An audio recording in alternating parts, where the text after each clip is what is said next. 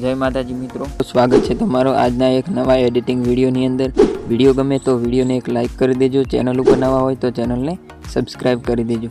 તો તમે જે પ્રકારનો ડેમો સ્ટેટસ જોયો એ પ્રકારનો સ્ટેટસ બનાવતા શીખવાનો છું।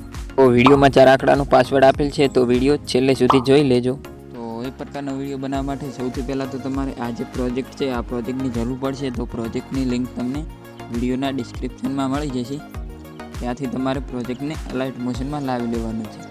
તો આ રીતે પ્રોજેક્ટ અલાઇટ મોશનમાં લાવશો એટલે તમારે આ રીતે પ્રોજેક્ટ છે તે ઓપન થઈ જાય છે।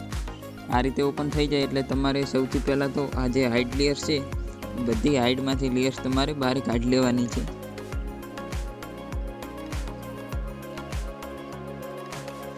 આ રીતે બધી લેયર્સ સાઈડમાંથી બહાર કાઢ્યા બાદ તમારે આ રીતે આ જે 2 સેકન્ડ અને 15 પોઈન્ટ ઉપર જે રેડ ડોટ છે ત્યાં આવી જવાનું છે। ત્યાં આવી અને તમને આ જે નીચે લેયર્સ દેખાય છે એડ ફોટોવાળી, એના ઉપર તમારે આ રીતે ક્લિક કરી દેવાનું છે। ક્લિક કરી અને તમારે આ રીતે કલર એન્ડ ફાઇલવાળા ઓપ્શનમાં જવાનું છે। એમાં જઈ અને આ જે સૌની લાસ્ટમાં જે સ્ટારવાળું ઓપ્શન છે એના ઉપર તમારે આ રીતે ક્લિક કરી દેવાનું છે। ક્લિક કરી અને તમારે આ જે ઓપ્શન છે એના ઉપર ક્લિક કરી દેવાનું છે। આ રીતે ક્લિક કરશો એટલે તમારે આ રીતે ફોટો એડ કરવાનું આવી જશે। તમારે જે ફોટો એડ કરવો હોય તમારે આ રીતે અહીંથી એડ કરી લેવાનો છે।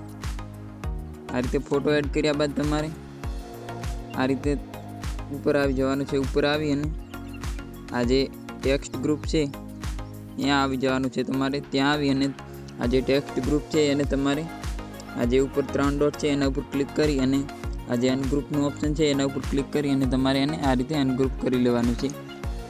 આ રીતે અનગ્રુપ કર્યા બાદ તમારે ફરીથી ઉપર આવી જવાનું છે। ઉપર આવી અને આ જે ઇફેક્ટ ગ્રુપ છે ત્યાં આવી જવાનું છે। ત્યાં આવી અને તમારે આ જે ઇફેક્ટ ગ્રુપ છે એને પણ સેમ જ રીતે આ રીતે અનગ્રુપ કરી લેવાનું છે। આ રીતે અનગ્રુપ કરશો એટલે તમારે આ જે સ્ટેટસ છે તે આ રીતે બની જશે। આ રીતે સ્ટેટસ બની જાય એટલે તમારે આ રીતે નીચે આવી જવાનું છે। નીચે આવી અને આ જે ઇમોજીવાળું ગ્રુપ છે ત્યાં આવી જવાનું છે। ત્યાં આવી અને આ જે ગ્રુપ છે આ ગ્રુપને પણ તમારે આ રીતે અનગ્રુપ કરી લેવાનું છે।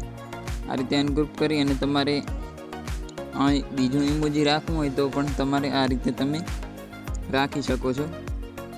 આ રીતે કોઈ પણ ઇમોજી રાખવું હોય તમે અહીં રાખી શકો છો।